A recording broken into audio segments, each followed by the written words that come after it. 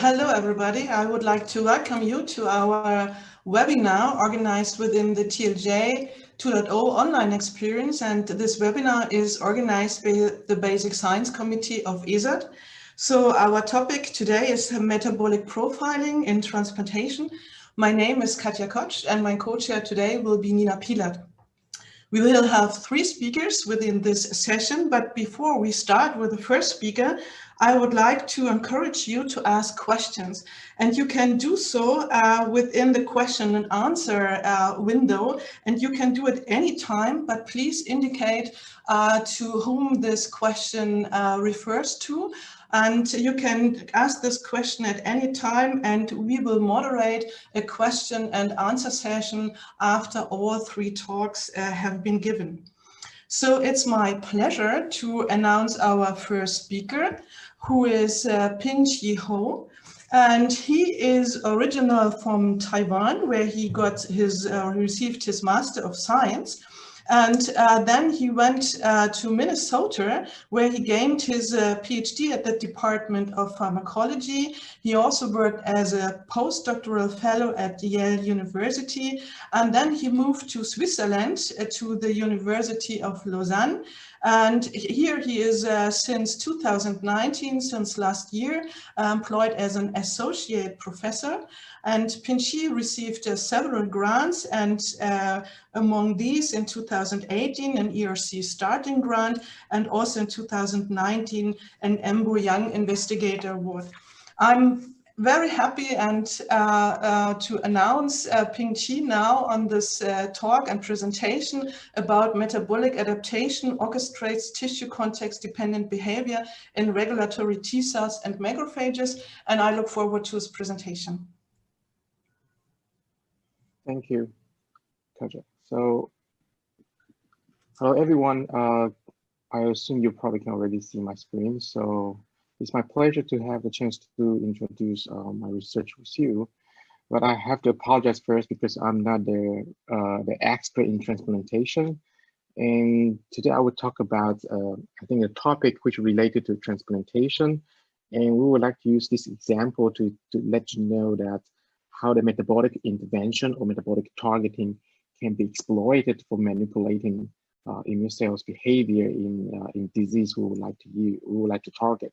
And today I will focus on cancer, since I believe that the cancer disease progression actually is quite similar to transplantation, but in the other way around. So basically, we can learn from cancer and understand how we can control our immune system to prevent the attack happening against our own cells. So let me change my pointer. So this is my disclosure slide, and you're welcome to share the slide and share the content, since the major part has been popular recently. So the topic of my talk is regulatory T cells. So this is a slide actually we wrote in the review to illustrate how regulatory T cell can control our immune system through multiple mechanisms. And I will not go through all the details, but basically based on this slide, you can know that regulatory T cells, they are very powerful to control all the immune cells by different mechanisms. They can control DC, macrophage, and also T cell behavior. So basically, if we don't have regulatory T cells, you will see our immune system will get into the fully activated status, and you will also have a lot of chance to start to see, for example, rejection and also autoimmunity. Interesting, in tumor setting, the tumor cells, they have a lot of ability to coax the formation and accumulation of regulatory T cells in the tumor microenvironment. As illustrated in these figures, in breast cancer, people already know that you can see those regulatory T cells by staining their key transcription factors FOXP3, as indicated in here. And those cells, actually, if they are in a high amount in the tumor microenvironment, this usually associated with poor prognosis and very bad responsiveness to immune checkpoint blockade treatment. So basically, with this information, people start to wonder whether we can target these regulatory T cells to induce strong post-anti-tumor immune response. Unfortunately, this type of treatment has been result in very bad outcome. The main reason is that, as I mentioned in the beginning, regulatory T cells, they are very important to control our immune system. So if you try to target regulatory T cells, you will also have a chance to unleash automatic activation of the immune system by wiping out your Tregs. So this results a lot of toxicity. So basically, this hampered the entire therapeutic windows of Treg targeting approach. So with this information, when my labs start to approach this question to see how we can exploit metabolic intervention to control regulatory T cells, particularly in cancer treatment, we are wondering whether we can learn how Treg works. So basically, Treg can be identified in multiple places, including brain, muscle, skin, adipose tissue, gut, and spleen. Of course, in tumor. So basically, those cells, those Tregs in this place, they still do a lot of good job, and they try to control tissue homeostasis, they try to hamper immune response. However, in tumor, they force cancer growth and hamper anti-tumor response. And this is the same cell types, and they just stay in different location. So we are wondering whether Treg, they can engage different metabolic process because they will encounter different neighboring cells. They also have a chance to expose different nutrients based upon the special context they stay. So this is quite similar. For example, when I travel in Switzerland, I will be able to get cheese fondue. But if I go to Spain, I would have chance to get paella. And if I go to US, I will have chance to get, for example, steak and hamburger. But I'm still the same person. I just changed the diet based on where I stay.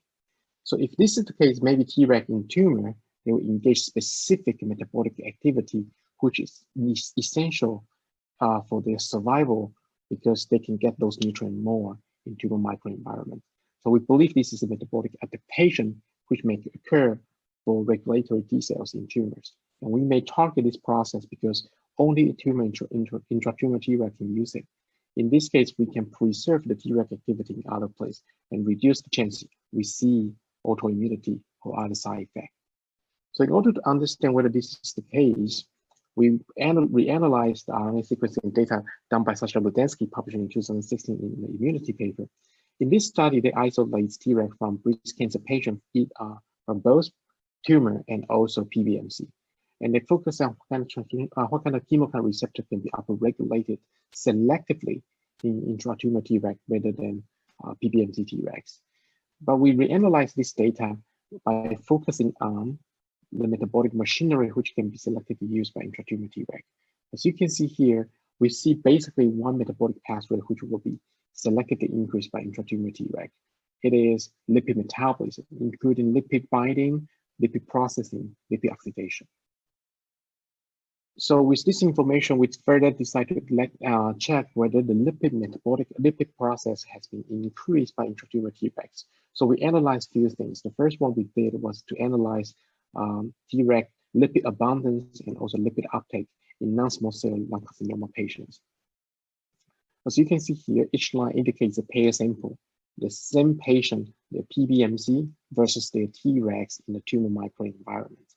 And this is the lipid uptake and lipid content. In both of them, we can see the increase of in intratumor Treg compared with the Treg in PBMC from the same patients. And this is also holding true in the engraftment tumor model. Only the intratumor Treg will increase this fatty acid uptake. So with this information, we start to wonder what kind of lipid process we are talking about and what kind of lipid transporters will be responsible for this process, and why intratumor Treg need lipid metabolism and also lipid uptake to support the energy demand. So by analyzing those RNA sequencing data, we identified that in human patient samples, the Treg will upregulate only one significant increase one lipid translocase, which is CD36. This is responsible for long-chain fatty acid uptake and also oxidized LDL, LDL. And this protein actually selects increase in intratumor Treg compared with Treg in other place. And this is also holding true in patient samples when we compare Treg in TILs versus Treg in PBMC of melanoma patient samples. So with this result, we confirmed that actually in both human and mouse, regulatory T cells in the tumor microenvironments will selectively increase the lipid content and lipid uptake, and also a critical lipid translocase, CD36 expression in intratumor Tregs. So We next decide to see whether the expression of CD36 indeed play anything to control regulatory T cell behavior in the tumor microenvironment. So we generate a Treg-specific CD36 knockout by using FOXP3-YP3 system to drive Treg-specific knockout. And we use this FOXP3-YP3 mice as a wild-type mice. And then we engraft the cancer cell into those mice. As you can see here, we start to see those Tregs which don't express CD36 in the tumor microenvironment reduce the lipid content and lipid uptake. However, this kind of reduction we cannot detect in other places. So it suggests that only intratumor Treg requires CD36 to maintain their lipid metabolism. And most importantly, by knocking out a single gene in one single immune subset, we start to see reduction of the tumor burden.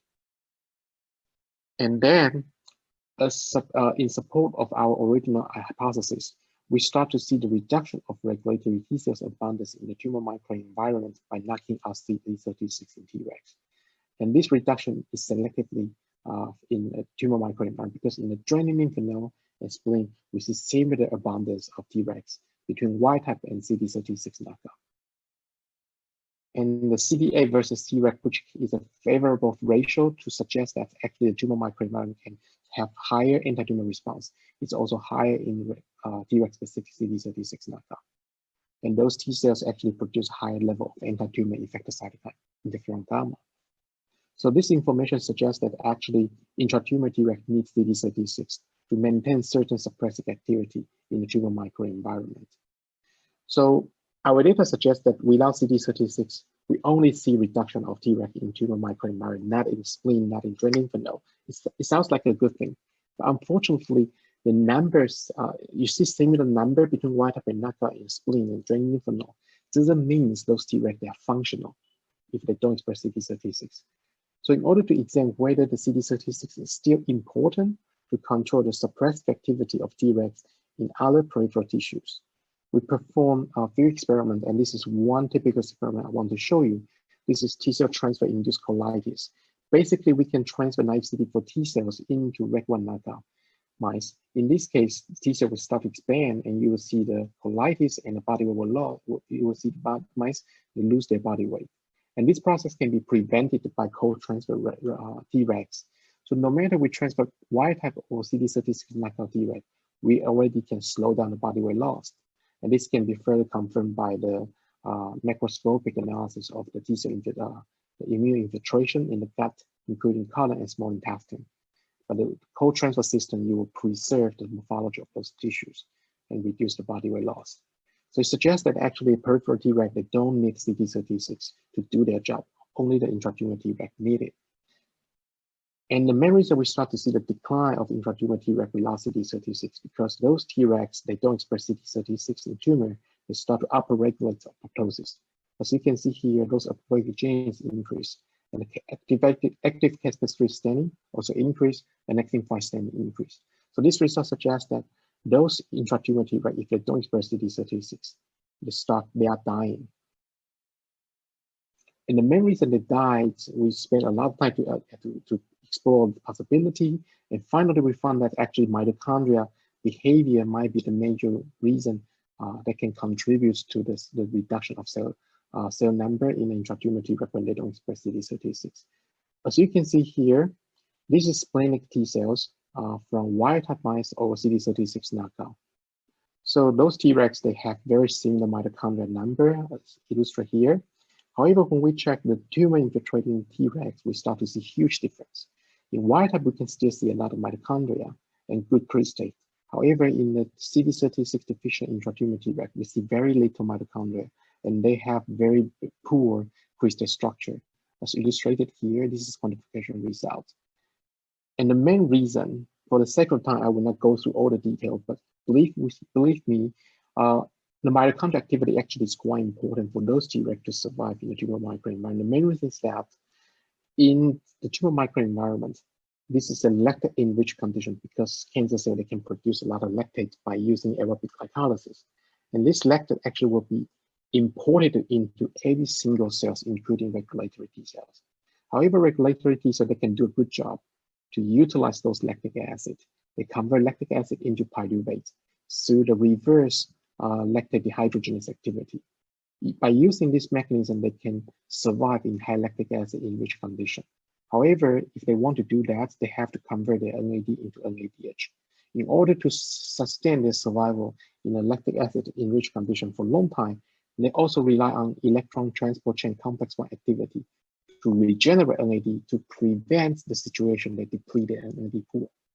And this is very important because in order to do that, they have to use CD36 to import fatty acid that can activate PPR beta and delta pathway to sustain mitochondrial activity and biogenesis.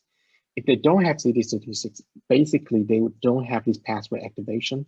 They start to reduce the mitochondrial activity, and those Tregs, they would die based upon the high lactic acid they tried to use before.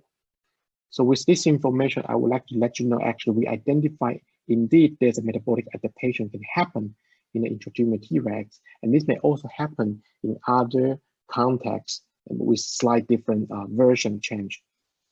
And by using this information, we also found that actually we can target this pathway. We can use antibody to target the lipid binding activity of CD36.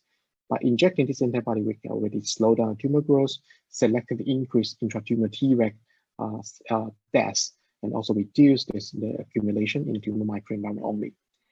And by combining the treatment with anti-PD-1 block antibody in both engraftment system and inducible melanoma system, we demonstrate that actually the combined treatment can induce very strong anti-tumor response. As you can see here in the inducible tumor, basically the combined treatment stabilize the tumor progression, and this can create a very unique therapeutic window for us because this can slow down the tumor progression, and certain surgical intervention or other treatment can also be introduced to further induce tumor regression if this tumor is really big. So with this information, I believe that I give you a good example that actually metabolic process can be altered in several immune cells. And in using a cancer system as a model, we believe that we can find out what kind of regulatory disease are crazy or why they cannot become functional, or they are they have very strong suppressive activity in certain contexts.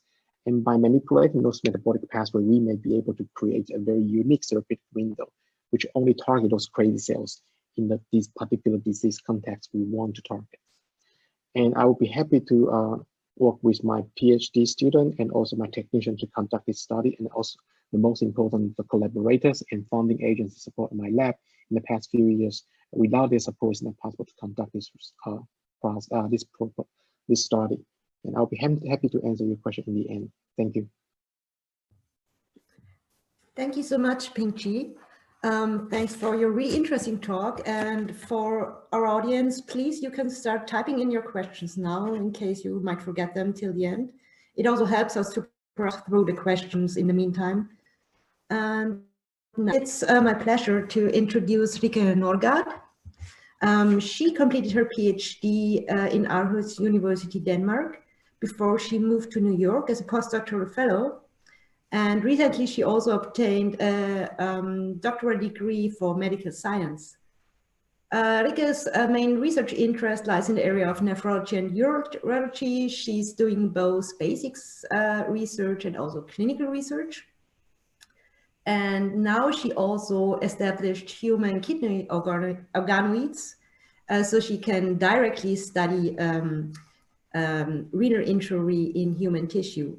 And also last but not least, I want to mention that Rikke is also part of the ESOT Basic Science Committee. The title of her talk is Metabolic Biomarkers in Renal Transplantation. Thank you for being here today, Rikke. Yeah, thank you so much, Nina, and thank you for the introduction. Can you see my presentation? Yes. Yes, great. So, what is a biomarker? A working group has made this definition a characteristic that is objectively measured and evaluated as an indicator of normal biological processes, pathogenic processes, or pharmacological responses to a therapeutic intervention. So they define these different kind of criteria for a good biomarker, which should be sensitive, specific, high predictive value, non-invasive, reference range should be age adjusted. There should be available tests, low cost and ease of performance. So in the current clinical routine in kidney transplantation, users of markers are primarily including serum creatinine, proteinuria, graft histology, with the more recent adjunction of donor-specific antibody monitoring. Despite the clinical usefulness of these markers, all of the markers have inherent problems as low sensitivity and specificity, invasiveness, and also clinical problems for interpretation. For example, serum creatinine varies widely with age and gender, diet and hydration status, muscle mass, and muscle metabolism. And up to 50% of kidney function may be lost before serum creatinine even begins to rise. If we take a look at renal biopsies, this is a very traditional method for graft function assessment. However, it's invasive with discomfort for the patient, prone to sampling viability and errors, as well as it can result in bleeding and infections. This slide shows some new biomarkers which has been tested in different clinical studies. Here we show 3 broad classes of renal biomarkers: markers of renal function, as you can see up here, and markers of renal injury, markers of protein reabsorption failure. In addition, a lot of other non-invasive candidate biomarkers has been identified using different omic approaches, as you can see here in the red box. However, very few have been truly implicated into the clinic setting. So, can we actually find some better non-invasive biomarkers to evaluate the status of the graft? What does the renal crystal ball actually say? I will next show you some data for some new non-invasive biomarkers which might be useful for monitor graft function. I will first focus on extracellular matrix biomarkers and then show an example of some imaging metabolic biomarkers. Biomarkers of extracellular remodeling may identify molecular processes occurring in the early phases of fibrogenesis, giving the opportunity for early intervention in stages in which the disease is still reversible. This figure illustrates the possibility advantages of markers of structural changes over markers of loss of kidney function, as you can see here.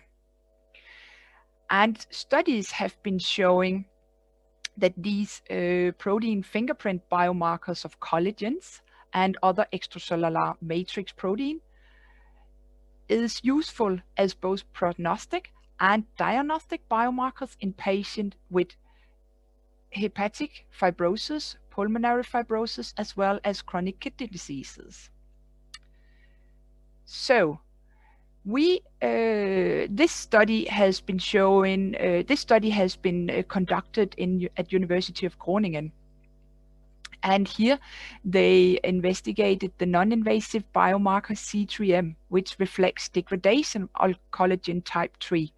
This was measured in 78 renal transplanted patients, categorized into CKD stages from 2 to 4. And as you can see here on the left panel, there was a nice correlation between urinary C3M and eGFR. However, if we look at the correlation between C3M measured in plasma and EGF showed here on the right side, there is no correlation. We also measured the extracellular biomarker ProC-Sax, which reflects collagen type 6 formation. And it was used to evaluate kidney transplant recipients and to monitor the status of the allograft over time. We measured this in our context study, which is a European multi-center randomized controlled study investigating whether remote ischemia conditioning improves outcome after renal transplantation.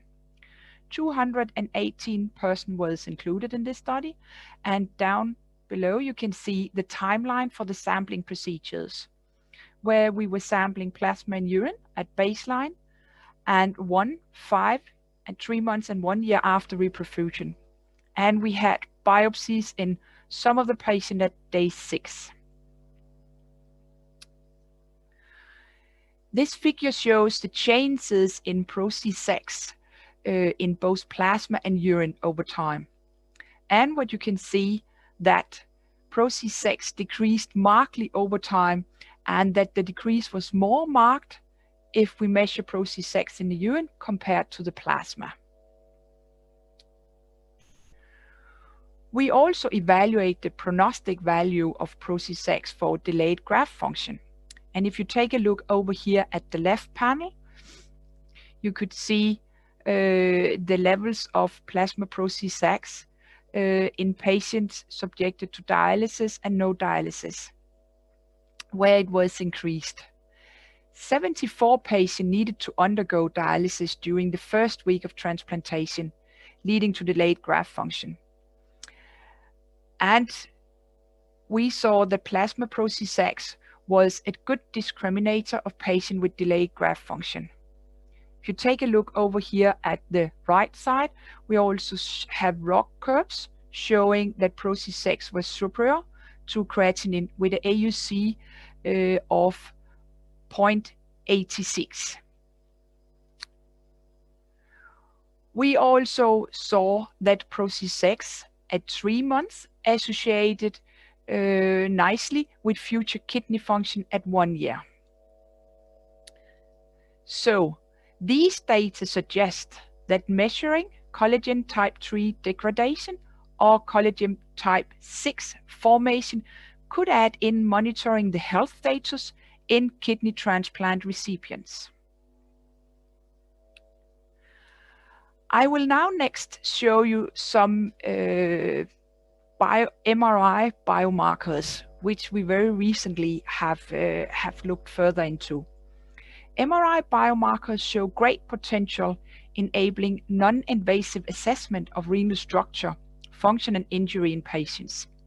And just to give you a very brief introduction to hyperpolarized MRI, this is a molecular imaging method that allows rapid, non-invasive, pathway-specific investigation of dynamic, metabolic, and physiological processes.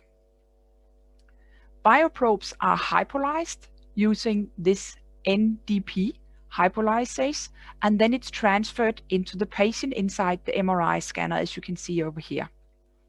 This hyperpolarization then increases the signal more than 20,000 times in vivo, so we are able to measure very specific metabolic changes inside the organ, and here it's the kidney we are focusing on. So this method is giving us what we call a one-stop shop anatomy, functional, and metabolic imaging method.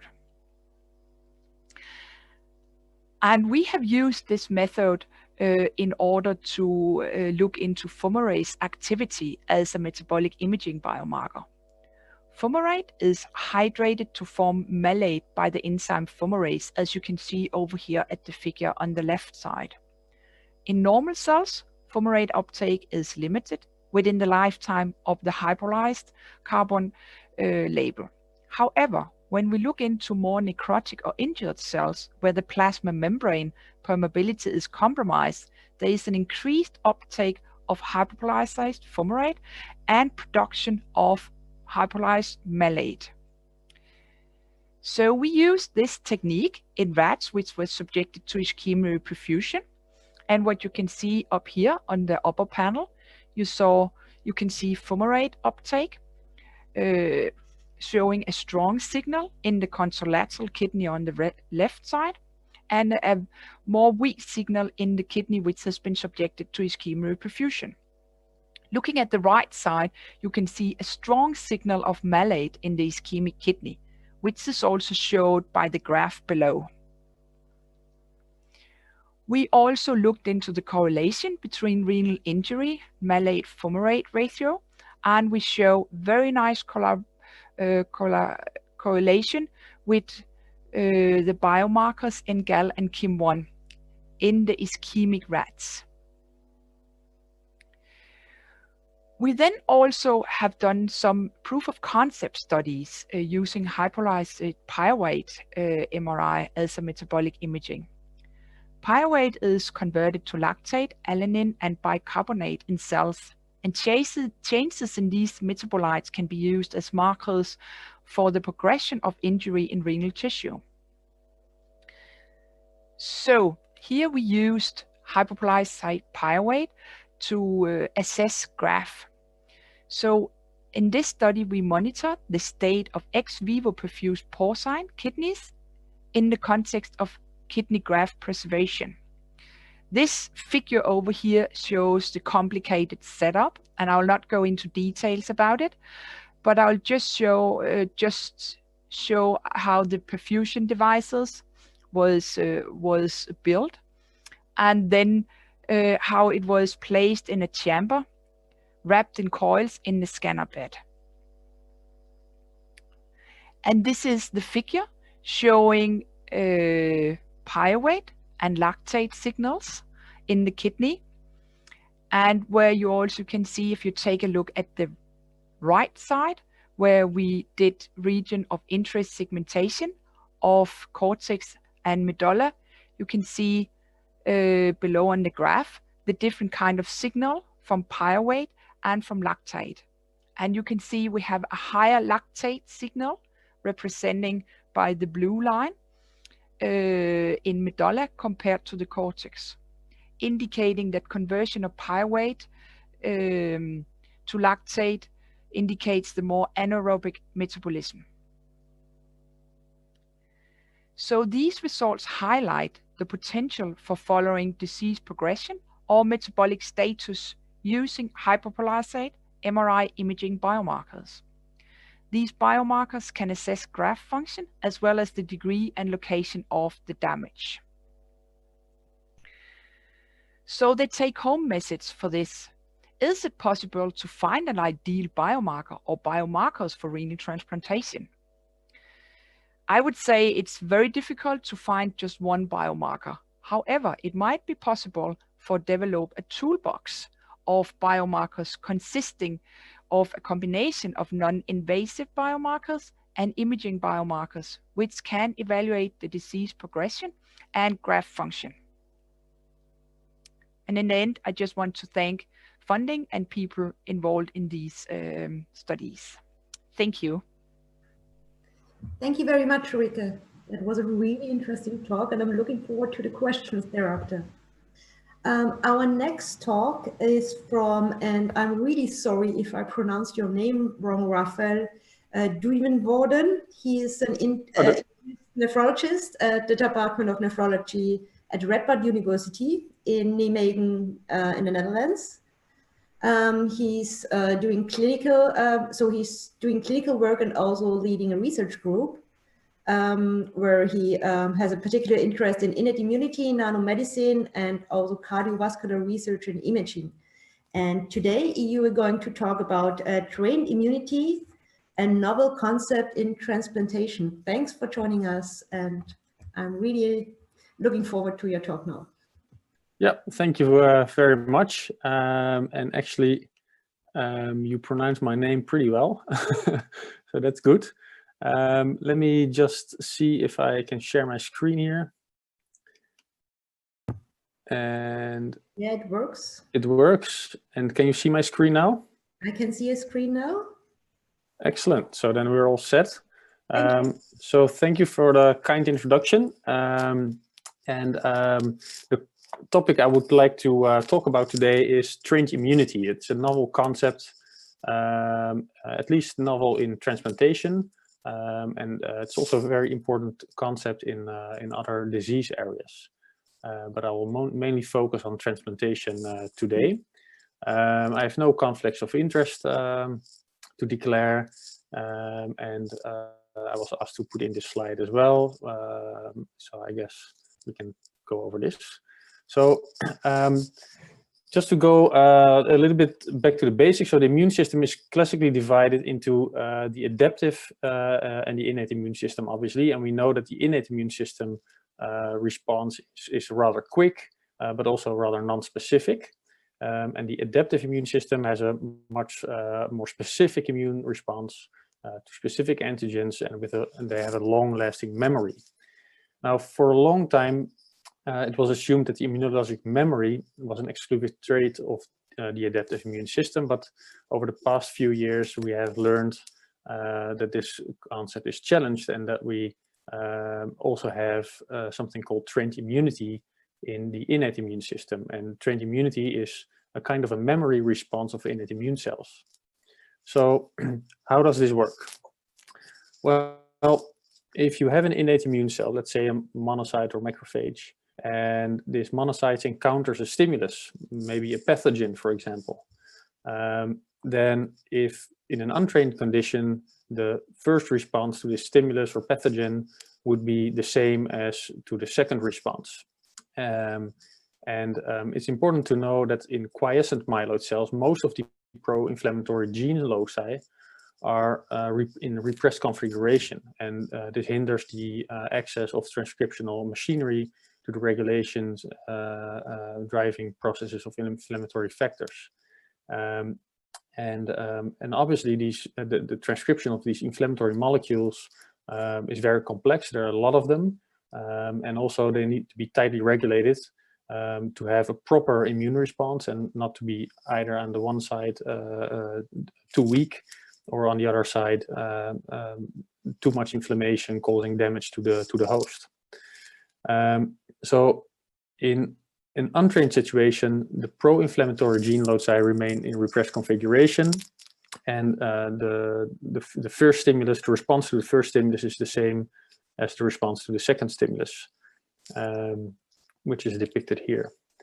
So if we go to the next slide, now we have I kind of made a schedule for the trained situation. Now, the trained immunity, the first stimulus induces histone modifications. So this is an epigenetic change, and these modifications, they last even though the signal, the initial signal is gone. So the initial stimulus is no longer present, but these histone modifications, they remain. And once this second stimulus presents itself, the chromatin is then in a more open configuration and is more accessible for transcription of inflammatory genes. And this facilitates transcription and expression of inflammatory factors like cytokines.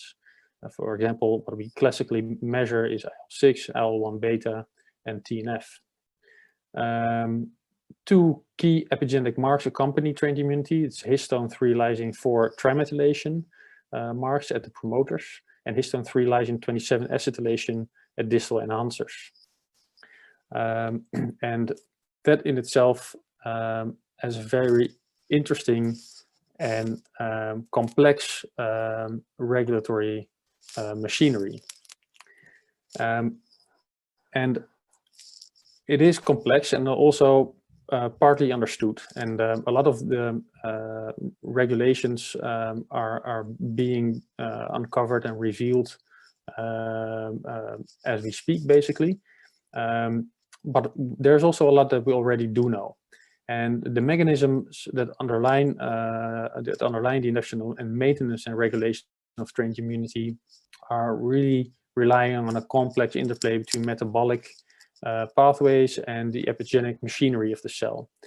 And this whole interplay between metabolism and epigenetic modifications, also called epigenetics, is a field basically in itself, on its own. It's complex, as I already said, but there are some interesting things that we really know are happening. So the main concept here is that different metabolic pathways act as a continuous source of substrate and energy and building blocks, and they fuel these epigenetic landscapes of these cells. So what I've depicted here, for example, is one of them as a very well-known example is acetyl coenzyme A. And this is a substrate of the or metabolite of the TCA cycle. So citrate is converted to acetyl-CoA, and this acetyl-CoA is a substance that is really used for the histone acetylation and is really a substrate for that. So the increased production of acetyl-CoA results in deposition of acetylation marks on the histones. So it's very interesting. If we go up that path, you get to the TCA cycle on one side. Also, we know that the mevalonate pathway plays an important role in supporting these histone modifications. But all the way to the left, we basically eventually come to the obviously well-known master regulator of metabolism, cell metabolism, which is mTOR. And we know that mTOR is at the heart of regulating cell metabolism. It's an important mediator of strange immunity. And if we inhibit mTOR with rapamycin, we can see, this is what I'm showing on the right side, that strange immunity is really averted. So if you incubate cells, monocytes, with a training stimulus, for example, heat-killed candida or beta-glucan, which is also depicted on the left side, and you co-incubate it with rapamycin, you can really prevent strange immunity. And I show that on a functional level on the right upper side, but also on the epigenetic level, on the histone marks, as shown on the right, that the rapamycin is really blocking mTOR and thereby blocking the metabolism and thereby blocking the histone acetylations. So this is a really interesting concept. Now, one interesting concept or one interesting part that we're looking into at the moment, and actually published a paper on last weekend, is that this mTOR is located or activated on the lysosome, which is interesting because the lysosome classically was seen as a sort of a garbage bag for the cell, but actually it does a lot more, and this is really where the neutral state of the cell is being sensed by mTOR, and mTOR is activated. So if we target these lysosomes with different drugs, for example, befalomycin A is a drug that affects the lysosome acidification. We can also stop mTOR activation and thereby stop strange immunity, which is interesting. But also, well-known drug that we use already for a long time, hydroxychloroquine, is a drug that affects acidification of the lysosome. That's a well-known mechanism. And if we treat cells with hydroxychloroquine, we can really prevent very effectively strange immunity, which is interesting in the context, for example, of systemic lupus and other rheumatic diseases in which we have used this drug for many times, but actually don't understand quite well how it works. And this may be a mechanism that really is involved in this in the mechanism of action of this drug. So there's a lot of new and exciting things to be discovered in this metabolic regulation. I think we're only starting to begin to understand this. One interesting part of this is as well is the immune priming long coding RNAs that are also involved in regulating these histone acetylations, and I think we will uncover more interesting regulatory pathways in the near future. Now, if we think about this concept of strange immunity in the context of organ transplantation, then there are some things to consider. The first one is obviously we do not have like an inflammation in an infectious disease. For example, a candida infection. Candida is a very strong and potent inducer of strange immunity. But in the context of transplantation, we don't have such a pathogenic stimulus.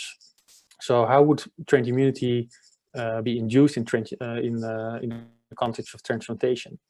And we have some clues there. So one of them is that interleukin-1 beta, which is obviously produced by myeloid cells as well, that itself is a strong and potent inducer of strange immunity. So this, so inflammation by myeloid cells, inflammatory activation can itself induce strange immunity. So that's a very interesting and important one. The other thing is that a number of danger-associated molecular patterns have been identified that can also induce strange immunity. We're investigating this further. Some dams actually tolerize myeloid cells, and some dams can train these cells. So this is an interesting topic as well. And for example, vimentin is one of them that we found previously to induce strange immunity, but there are also other ones. So there are, let's say, sterile stimuli that can also induce strange immunity. Now, another thing to consider is that what we recently found is that interferon produced by, for example, Th1 cells, if myeloid cells are trained and they have this strange immunity phenotype, they respond much more aggressively to interferon than untrained cells. So this is a very interesting thing as well, because we know obviously interferon plays a very important role in the context of transplantation. So interferon production by T cells could cause an enhanced response by myeloid cells, which causes interleukin-1 beta, TNF, and IL-6 production, which in itself induce more trained immunity, and this may be a cascade of events. Another thing that is also interesting to contemplate on is that we have this classical system of three signals in the communication between myeloid cells and T cells. So, and these cytokine productions that are enhanced in the context of strange immunity, they provide signal 3 for T cell differentiation. So this may really have an effect also. So the strange immunity is not only something that is in the context of myeloid cells, but it is also something that can really affect T cells and the adaptive immune system. So this is basically theory, but now let's go into really what we can do if we affect, if we investigate this in animal models and in real transplantation models. And that's what we did in this paper, and I would like to discuss it with you. So what we've done here is that we wanted to specifically target myeloid cells. So we wanted to specifically suppress the mTOR pathway in myeloid cells. And in order to do that, we designed nanobiologics. This is something that we've been working on already over a decade. And the nice thing about these nanobiologics, they are based on high density lipoprotein, and they have a natural affinity for myeloid cells. And the nice thing is that you can design them and put in any drug you like. You can also label them to see where they go and in which cell types they are taken up. So what we've done in this study, and obviously I'm not showing all the data here, but if you look at the lower plots, we have really looked into the bone marrow, because we know that these myeloid cells are also located obviously in the bone marrow, and the progenitors are located in the bone marrow. And we looked at the uptake of our nanobiologics in the bone marrow. We also did this for the spleen and the blood cells and also the graft cells. But I'm showing it here for the bone marrow because I think the bone marrow is really the prime site where myeloid cells can become trained, and these progenitor cells, they become trained, and then they start producing trained immunity myeloid cells. So therefore we did these studies with the labeling, and we and these labeled cells, we can obviously we can see that they are taken up by myeloid cells within the bone marrow with high affinity, while adaptive immune cells like T cells, they don't take up any of these nanobiologics. So what we did next is that we injected mice. We used a heart transplant model. I'm a nephrologist myself, so I always prefer kidney, but in transplant models, kidneys are a little bit more cumbersome than heart transplant models, which are already difficult enough, I guess. And so what we did here, we used a heart transplant model, and we treated mice within the first week with 3 injections of our nanobiologics with this mTOR inhibitor inside. And after that, we gave them no other drugs, no other treatment, no other immune suppression, and we went on to look what happened. And one of the first things that we investigated, and there's a lot in the paper to read and a lot of things to show, but I think what is really interesting to show is that if you take out the grafts of the mice at day 6 after transplantation, which is normally the time when graft survival is normally about 7 days, so they start rejecting the graft around 7 days, normally without any immune suppression. And if we take out the hearts at day 6 and analyze the what type of myeloid cells are in these grafts, you see on the left side in the red pie charts that in the placebo-treated mice, the Ly6E high monocytes, which are the more inflammatory monocytes, are about are the vast majority, are about 82%, while Ly6E low monocytes, which have a very different immune function, and they're more immune suppressive, so to say. These cells, they're in the minority, only 80%. But if we treat these mice with mTOR inhibitor HDL, you see that the Ly6E low monocyte content, macrophage content, goes up a lot. So that's a really different, really change in phenotype, basically, of these myeloid cells. Now, the interesting part is if we look at the T cells, the amount of regulatory T cells in the graft, you see that it goes up a lot, from 4% to 9% in the mTOR inhibitor HDL treated group. So that's really an interesting finding. And so what we next did is we assessed the immunological function of graft infiltrating macrophages. So that's on the panel on the right. And what we found is that the Ly6E low macrophages that we obtained from the allografts of the mTOR inhibited treated mice, it really inhibited the proliferation of T cells. So what we did, we took these myeloid cells from the graft and we put them in vitro with T cells, and we did this T cell proliferation assay. And you see that the CD8 T cell proliferation goes down. That's the middle panel, and the lower panel is the regulatory T cells, and you see that the regulatory T cells go up. So we can kind of show this phenomenon with these macrophages in vitro as well. So I think this is really showing that not only the myeloid cells phenotype is changing, but it also affects the adaptive immune system. Now, eventually, the proof of the pudding is really in the eating. So what we did is we made a couple of different treatment groups. And as I said, the mice that are treated with placebo, but also with these empty nanoparticles without any drug inside, they show rejection of the graft within normally in about 7 days. So we start treating them with our nanobiologics, and here we used 3 different types of nanobiologics, or 3 different types of regimens.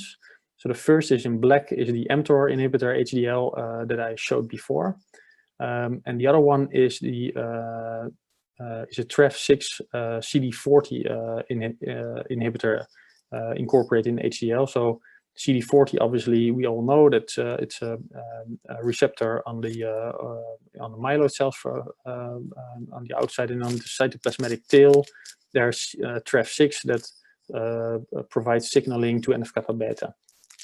And this is a specific inhibitor that inhibits the interaction of TREF6 to this cytoplasmatic tail of CD40. Now, if we combine these drugs, and this is the last slide, you see that in orange that that CD40 TREF6 inhibitor HDL really prolongs graft survival, but all of the kidneys die before 40 days. Kidneys, I'm sorry, heart reject before 40 days. In the mTOR inhibitor HDL, you see that there's a much longer graft survival, but eventually about 60% of the grafts fail, and about 40% remain beating at 100 days, which is already an astonishing finding.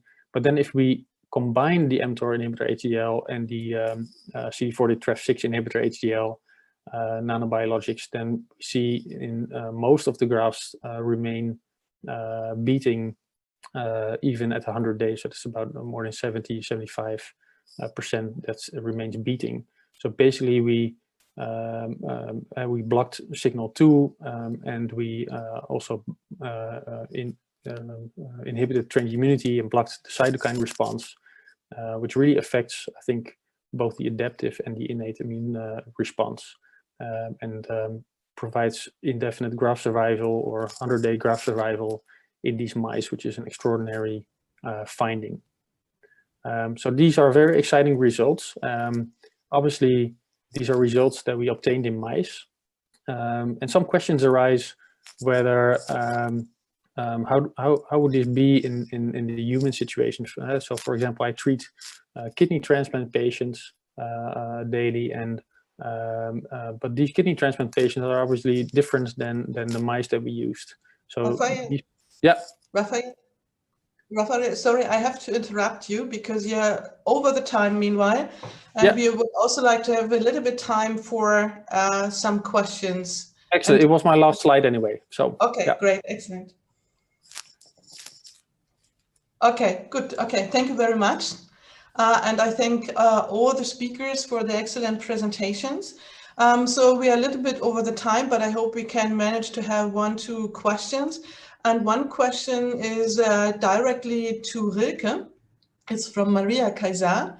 And she is asking, would it be possible to combine biomarkers and imaging to detect defects in the extracellular matrix of kidneys?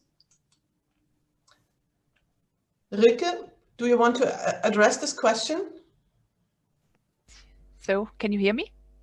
Yeah. Yeah, good. Yes, thank you so much for this question, Maria. And it is actually possible to do that. And this is some studies we have up and running now. We are just in the process of trying to establish, looking more into different extracellular biomarkers using bioimaging. We have just published one study where we looked to the pyruvate alanine ratio, and there we saw it correlated very well with the fibrosis progression in the kidney. So we are in the process looking further into that.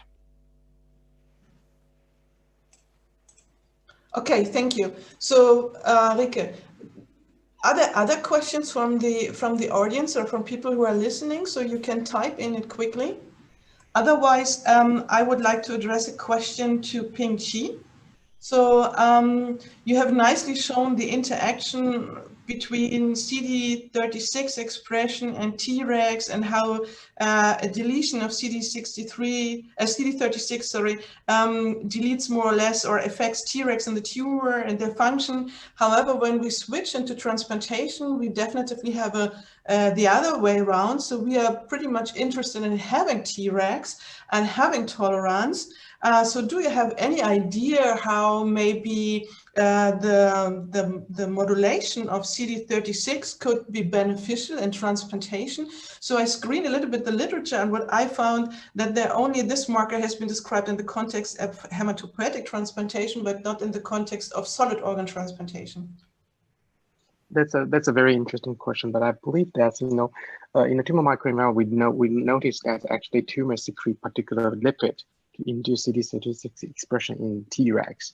So I think this is a very important issue because you have to have this pathway to be activated first to allow the Treg to stay in a high lactic acid enriched condition. And I believe in the rejection phase, actually this is also a lactic acid enriched condition. Unfortunately, those Treg probably cannot stay there because they don't receive the particular signal to allow them to stay. So we can learn from this process and then try to understand whether we can develop any other CD36 inducing treatment to facilitate regulatory T cells to change the metabolic process, which is suitable for staying in this inflammatory place or in the rejection tissues. And that's something we try to do it with the new bioengineering approach. Okay. Okay, thank you. Okay, so I have several other questions, but another question came in, and it's not stated to whom this question referred to. I'm just asking it. It's, can we prepare recombinant Tregs and use it accordingly for achieving tolerance?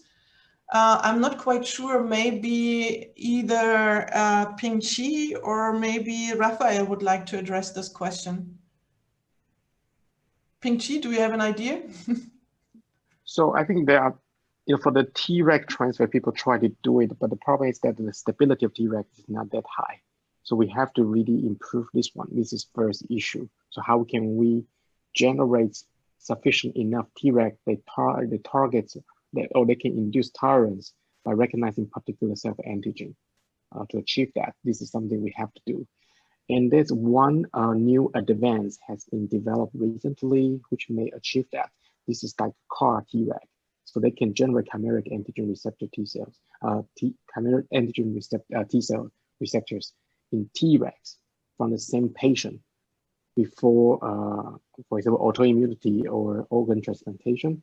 This may be doable, but I don't know how far they already moved these treatments into clinical trial. But I know that in mouse system, it looks like it's pretty promising, and the stability issue will be resolved. Okay, thank you, Ping-Chi. So we do not have other questions from the audience. So I would like to address a question to Raphael regarding his heart model. I mean, the data you have shown in the end are really impressive. I mean, I know the heart transplantation model quite well, and I know that this is really a strong immune response. And the survival data you have shown are really convincing. So maybe this is a naive question, but have you checked for the Treg frequencies in the various tissues? So do you have in the treated mice more Tregs in the heart, for instance, or have you checked this, Raphael? So if I understand your question correctly, you want to know if what is the Treg frequency in the graft, and if it's the same after the treatment or before the treatment. You mean?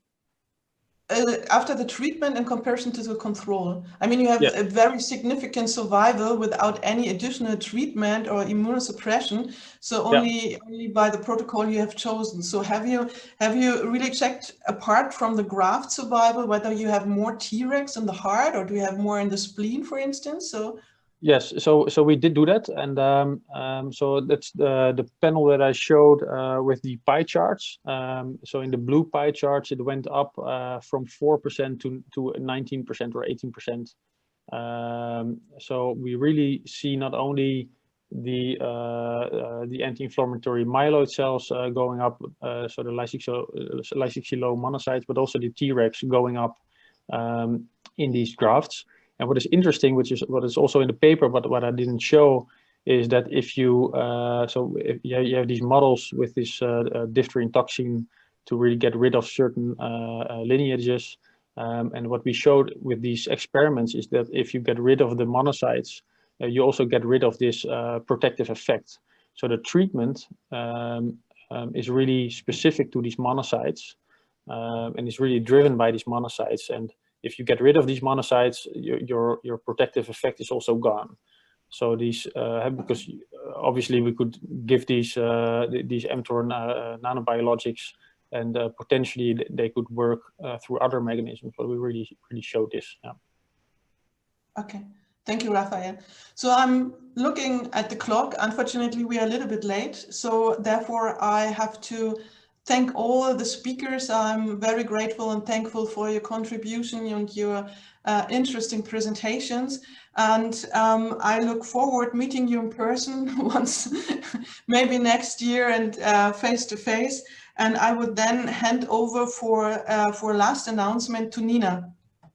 Yes, and as you can see on the slide that is now shown on your screens, we're always looking for ways to improve our educational platforms. So if you have recommendations, questions, or whatever, just chat or email at the email address that is displayed here. And in addition to this, now a poll should appear on your screens, because we would like to know how useful you found this activity today. And I think we as a Basic Science Committee are really sad that this is the last webinar on our TLJ 2.0 learning journey.